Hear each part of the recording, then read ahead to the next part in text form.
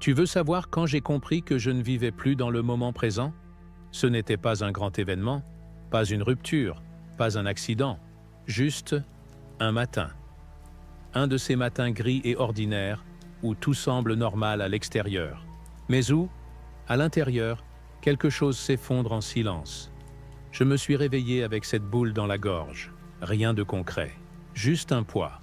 Je me suis levé, j'ai regardé mon téléphone. Déjà 5 messages non lus, 2 rappels de rendez-vous, une notification de paiement en retard. Et là, sans même m'en rendre compte, j'étais déjà parti.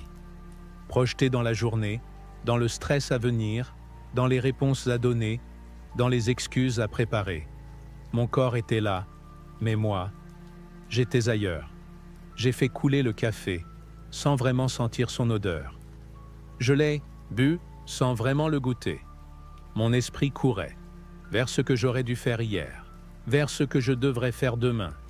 Il allait partout, sauf ici. Et dans ce vacarme mental, une phrase est apparue. Elle venait de je ne sais où. Mais elle a tranché net le flot de mes pensées. Tu as du pouvoir sur ton esprit, pas sur les événements. J'ai posé la tasse. J'ai fermé les yeux. Et pour la première fois depuis des semaines, j'ai écouté. Le tic-tac de l'horloge, le souffle de l'eau qui chauffe encore, le frottement léger de mes doigts sur la céramique, mon souffle, mon cœur.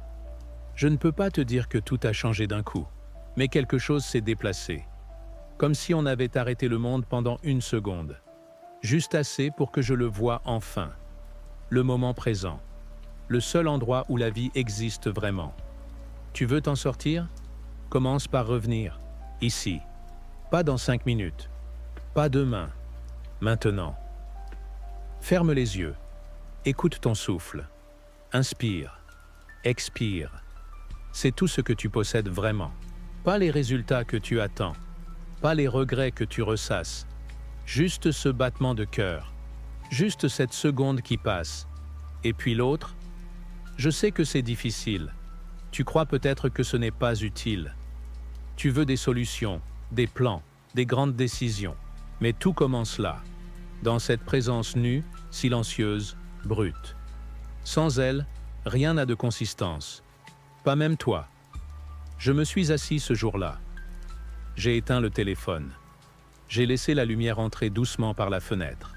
Et j'ai observé. Pas pour comprendre. Juste pour être là. J'ai senti la chaleur du soleil sur ma peau. J'ai écouté les oiseaux que j'ignorais depuis des mois. J'ai redécouvert l'espace entre 2 pensées. Et dans ce vide, j'ai retrouvé un ancrage. Je ne suis pas devenu zen en 1 journée. Je ne suis pas devenu stoïcien non plus. Mais j'ai commencé à pratiquer, à revenir, encore et encore. Chaque fois que je sentais le chaos me happer, je me disais « Reviens ici, là où rien ne manque. » La vérité, c'est que tu n'as pas besoin de tout régler. Pas maintenant, pas tout de suite. Tu n'as pas à être fort, productif ou parfait. Tu dois juste revenir. Dans ton corps, dans ton souffle, dans le réel. Et tu verras que tout ce que tu fuis est là. Mais que ce n'est pas si terrible. Tu verras que les pensées qui te poursuivent sont des ombres et que la lumière de ta présence peut les dissoudre. Tu verras que l'instant présent n'est pas une prison, mais un refuge. Alors commence. Maintenant. Inspire. Laisse entrer. Ce moment, expire. Laisse sortir le passé, les projections, les attentes. Et recommence. Encore. Encore. Jusqu'à ce que ce simple retour devienne ton nouveau réflexe. Parce que c'est là, et uniquement là, que tu peux vraiment choisir ta vie. Tu crois que tu n'as plus rien, et pourtant, tu es encore là. Si tu écoutes cette voix, c'est que quelque chose en toi tient encore, même si c'est fragile, même si tu te demandes à quoi ça sert. Moi aussi j'ai cru tout perdre. Un jour, 1 semaine, 1 mois peut-être. Je ne me souviens plus très bien, c'est flou, comme les jours qui se répètent quand on ne trouve plus de raison de se lever. Tout ce que j'avais construit semblait me glisser entre les doigts. Une rupture, des dettes, une solitude opaque. Je m'asseyais sur le bord du lit et je restais là, à fixer un mur, à attendre que la douleur passe. Mais elle ne passait pas. Puis un matin, j'ai pris une tasse. Une vieille tasse en porcelaine fêlée. Elle était là depuis toujours, je crois. C'était un cadeau. D'une époque où quelqu'un m'aimait. Je l'ai remplie d'eau chaude. Pas de café. Juste de l'eau. Et je l'ai tenue entre mes mains. Il y avait de la chaleur. Il y avait du silence. Et soudain, il y avait quelque chose. Une minuscule étincelle. Un souvenir. Une présence. C'était rien. Et c'était tout. Je me suis mise à regarder autour. Le fauteuil où mon grand-père s'asseyait. Un carnet à moitié rempli de pensées que j'avais griffonné d'un soir de tempête. Une vieille chanson que j'écoutais avec ma sœur. J'ai ouvert les fenêtres.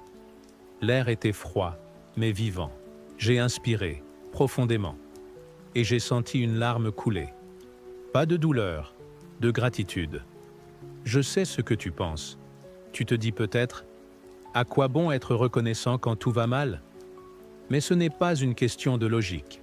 C'est une pratique, une posture, une manière de survivre à ce que la vie t'arrache. Quand tu n'as plus rien, la gratitude devient ton refuge, ton seul luxe et ton seul acte de rébellion contre l'effondrement. Tu n'as pas besoin d'un miracle, tu as besoin d'un regard neuf. Prends une chose, une seule. Une chose qui a survécu au naufrage. Peut-être une couverture, un parfum, une chanson, un mot écrit, ou même un souvenir qui ne t'a pas quitté. Et regarde-le comme si tu le voyais pour la première fois. Tu verras. Derrière la douleur, il y a encore de la vie. J'ai appris ça de Sénèque. Il disait, le vrai bonheur est de jouir du présent sans dépendance anxieuse au futur. Et je crois qu'il avait compris avant tout le monde que le bonheur n'est pas un état. C'est une attention, une capacité à voir ce qui est là, même quand tout en toi hurle que c'est fini. Ce jour-là, j'ai commencé à écrire. Une phrase par jour, une seule. Ce que j'avais, ce qui restait, ce qui résistait encore. Parfois, c'était ridicule. J'ai du savon. J'ai vu un chat. Il y a eu du soleil à 16h42. Et pourtant, ces petites choses m'ont sauvé. Elles ont formé un fil, une corde, une trace. Et je m'y suis accroché. Alors je te le dis, à toi qui traverses la nuit, regarde autour de toi. Pas avec les yeux de la perte, avec les yeux du cœur. Ce que tu as n'est peut-être pas ce que tu voulais, mais c'est ce qui t'est donné pour aujourd'hui. Et c'est suffisant pour recommencer. Ne cherche pas la lumière au bout du tunnel. Trouve-la dans les fissures, dans ce qui tremble mais ne rompt pas, dans ce qui reste, même quand tout part. Et surtout, n'attends pas que ça aille mieux pour être reconnaissant. C'est la gratitude qui parfois précède la guérison, qui l'invite, qui l'appelle doucement, sans bruit, sans exigence, juste par sa présence. Respire, regarde, et dis-toi, j'ai encore ça, et c'est déjà beaucoup. Il y a une douleur particulière qu'on ne montre pas, celle qu'on porte sans cri, sans larmes, sans geste. Une fatigue que personne ne remarque, parce que tu continues de répondre, de sourire, de dire « ça va ».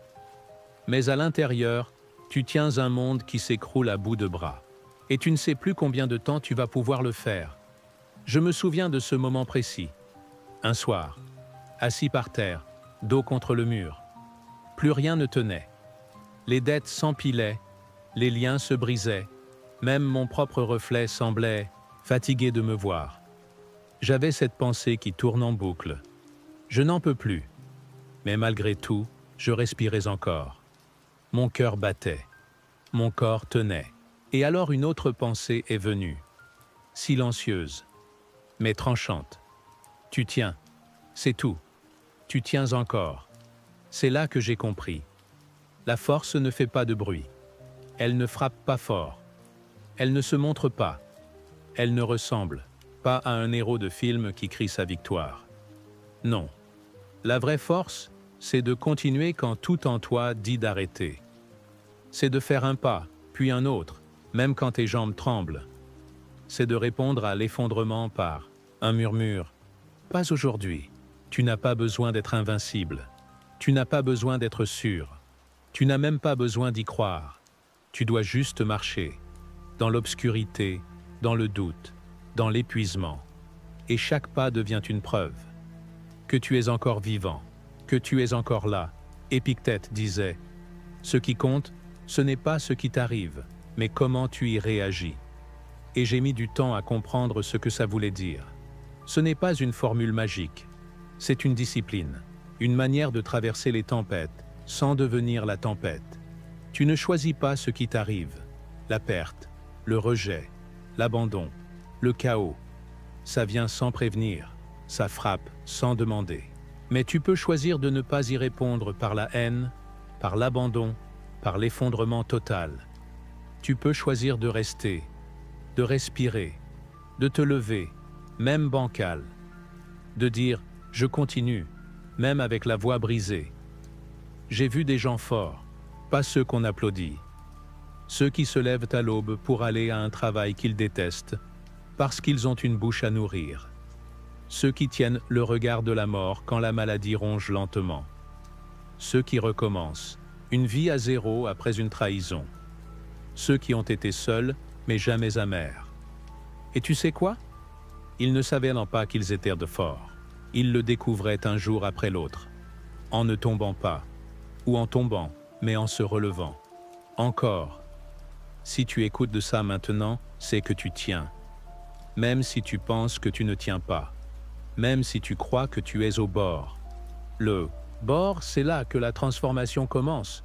Ce n'est pas une fin, c'est une possibilité. Alors tiens, pas pour prouver quelque chose, pas pour plaire. Tiens pour toi, parce que tu mérites de voir ce qu'il y a après cette nuit. Parce que la vie ne se termine pas là où tu crois. Et si tu ne peux pas courir, marche. Si tu ne peux pas marcher, rampe. Mais avance. Avec tout ce que tu as, avec tout ce que tu es, même brisé, même tremblant. Parce que parfois, la simple volonté de ne pas lâcher suffit à faire de toi quelqu'un d'inébranlable. Il y a des moments où tu veux que tout s'accélère, que la douleur parte, que la confusion s'éclaircisse, que la guérison arrive. Tu regardes ta vie comme une pièce vide en espérant que quelqu'un entre pour y mettre du sens. Tu veux comprendre, décider, agir. Maintenant, tout de suite, mais la vie ne répond pas à tes urgences. Moi aussi j'ai frappé à cette porte. Des centaines de fois, en suppliant d'obtenir des réponses, des signes, des raccourcis. Mais chaque fois que je croyais toucher une issue, je tombais sur un mur. J'avais l'impression que tout stagnait, que rien ne bougeait, que je tournais en rond. Et un jour, en pleine errance mentale, je me suis assis dans un parc. Il faisait froid, rien de spectaculaire, juste quelques arbres nus, un peu de vent, des feuilles mortes, et j'ai observé, longtemps. Je ne sais pas pourquoi. Peut-être parce que je n'en pouvais plus de courir. Un écureuil s'est approché. Il a fouillé la terre, pris une graine, l'a enterrée, puis est reparti. Tout était lent, simple, naturel. Et j'ai compris. Cet arbre devant moi, aussi immobile qu'il semblait, portait une histoire. Il avait connu l'hiver, le vent, la sécheresse. Mais il ne s'était pas précipité pour fleurir. Il attendait, patient, enraciné. Marc, Aurel disait, « Le temps est un fleuve d'événements, et toi, tu t'y débats comme si tu pouvais changer son courant. Mais le fleuve avance à sa manière, parfois calme, parfois tumultueux, parfois lent au point que tu crois qu'il est figé. Mais il avance. Ta souffrance a un rythme, ta guérison aussi. Tu ne peux pas forcer un fruit à mûrir plus vite. Tu ne peux pas hurler à une blessure de cicatriser sur commande. Tu peux seulement lui offrir l'espace, le silence, le temps. Et c'est là que tout devient plus difficile. Parce que patienter, ce n'est pas attendre passivement. C'est apprendre à vivre dans l'incertitude, sans la fuir. Tu veux guérir? Commence par ne plus te presser. Tu veux comprendre? commence par ne plus exiger. Tu veux avancer?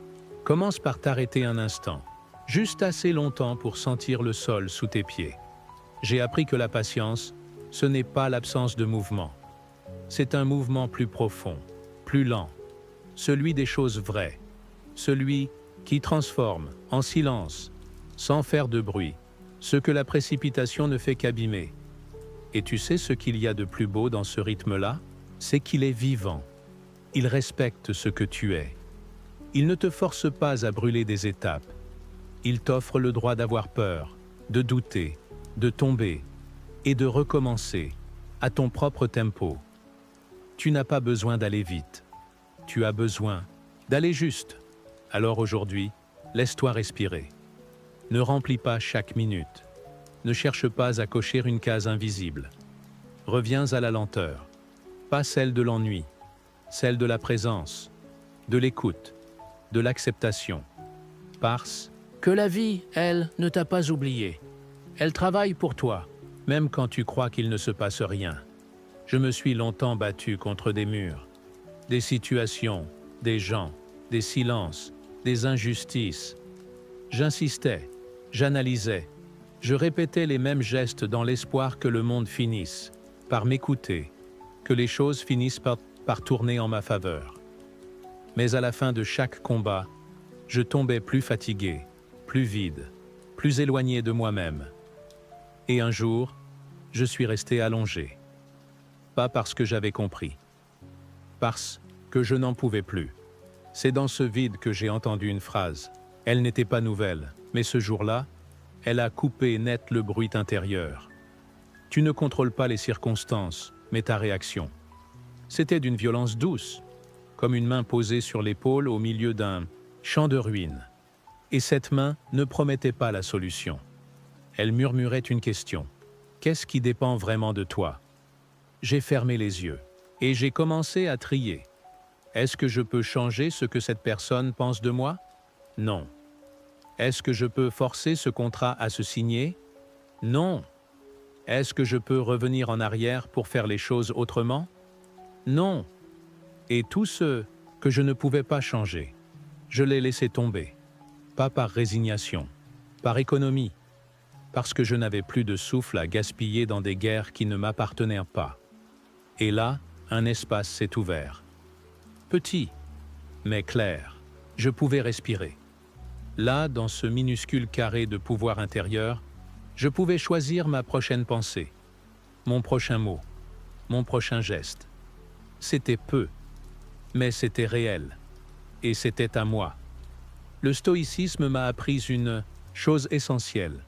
Tu ne peux pas dompter la mer, mais tu peux apprendre à tenir la barre, même dans la tempête, surtout dans la tempête. Chaque matin, je fais un tri, mentalement. Ce qui dépend de moi, ce qui n'en dépend pas. Et je m'interdis de dépenser une seule goutte d'énergie mentale sur ce que je ne peux pas toucher. Tu veux te libérer? Commence par ça. Prends une feuille, trace 2 colonnes. À gauche, ce que tu contrôles. À droite, ce que tu ne contrôles pas. Et sois honnête, tu verras. Ce que tu contrôles vraiment tient en peu de lignes, mais ce sont les plus puissantes. Ton attitude, ton intention, ton effort, ton intégrité, ton attention, ton regard. Tout le reste, ce sont des nuages. Tu peux les observer, mais tu ne peux pas leur dire où aller. Et tu sais ce qui se passe. Quand tu lâches ce qui ne dépend pas de toi, ton regard change. Tu deviens plus calme, plus présent. Tu arrêtes de vouloir convaincre tout le monde. Tu ne cherches plus à prouver quoi que ce soit. Tu agis, tu avances, tu vis, et tu laisses les choses se poser ou s'effondrer comme elles le doivent. Ce n'est pas de la lâcheté. C'est une forme suprême de maîtrise, celle qui ne se bat que pour l'essentiel. Alors aujourd'hui, pose-toi la seule question qui vaille. Est-ce que ça dépend de moi? Si la réponse est non, libère-toi. Tourne-toi vers ce que tu peux transformer et recommence. Encore, jusqu'à ce que ce discernement devienne une habitude, une boussole, une paix.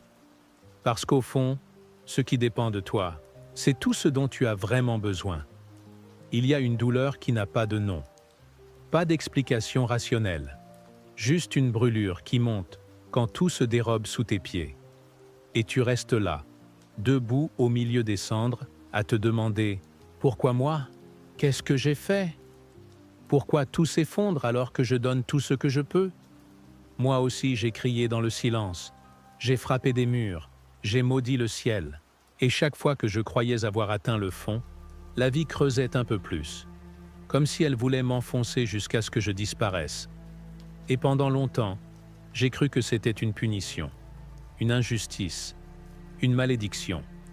Mais ce n'était rien de tout ça, c'était une forge. Tu vois, personne ne te prévient.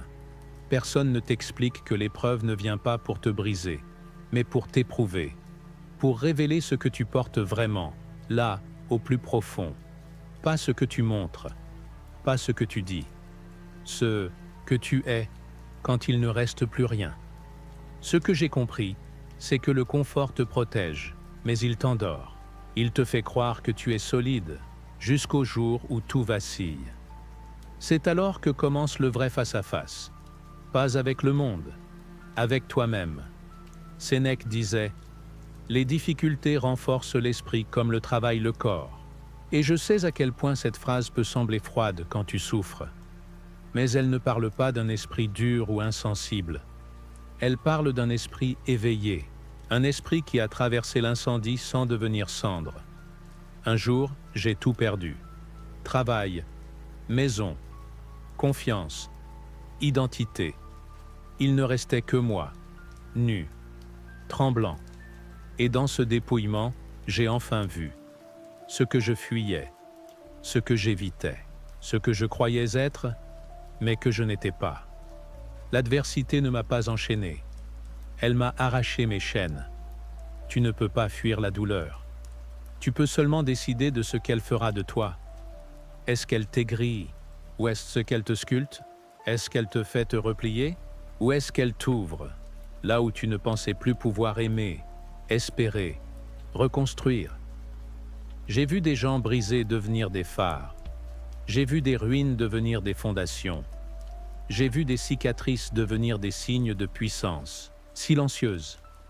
Et je te le dis maintenant, d'égal à égal, de douleur à douleur. Ce que tu vis ne te détruit pas. Ça te transforme, si tu le choisis, si tu tiens, si tu traverses. Tu n'as pas besoin de comprendre le pourquoi. Tu n'as pas besoin que ça ait un sens aujourd'hui. Mais avance, un pas après l'autre. Laisse la nuit te dépouiller. Et quand le jour reviendra, parce qu'il reviendra, tu verras. Tu ne seras plus la même personne. Tu seras plus vrai, plus humble, plus solide. Pas parce que tu auras gagné, mais parce que tu auras tenu. Et là, dans le miroir, tu verras. Quelqu'un qui a traversé le feu. Pas indemne, mais debout. Et ça, c'est plus que suffisant. Il y a quelque chose de dangereux dans le fait de croire qu'on sait.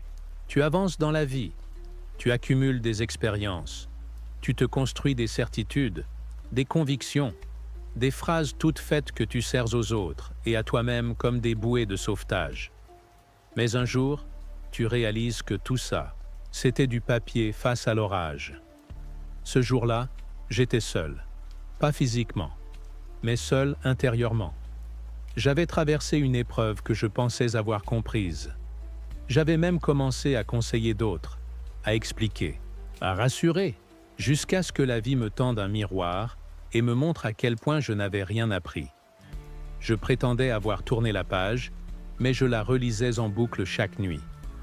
Je faisais le fort, mais je m'effondrais en silence. Et cette phrase de Sénèque m'est revenue comme une claque. Tant que tu vis, continue d'apprendre à vivre. Tu crois que tu sais aimer, jusqu'au jour où tu blesses quelqu'un sans le vouloir. Tu crois que tu sais pardonner, jusqu'au moment où ton orgueil te retient. Tu crois que tu as compris la patience, jusqu'à ce que l'attente devienne interminable.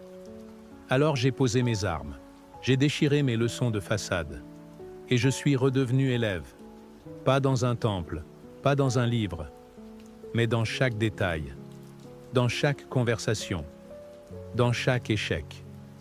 Un jour, j'ai renversé une tasse. Stupide, non? Mais au lieu de m'énerver, j'ai observé. J'ai vu ma première réaction, l'irritation, puis la honte, puis l'envie de me critiquer. Et j'ai compris que ce petit accident révélait une chose immense. Je ne savais pas encore me parler avec douceur. Je ne savais pas encore vivre mes erreurs sans me juger. La sagesse, ce n'est pas devenir un sage, c'est rester un apprenti. C'est observer ta colère et te demander ce qu'elle cache.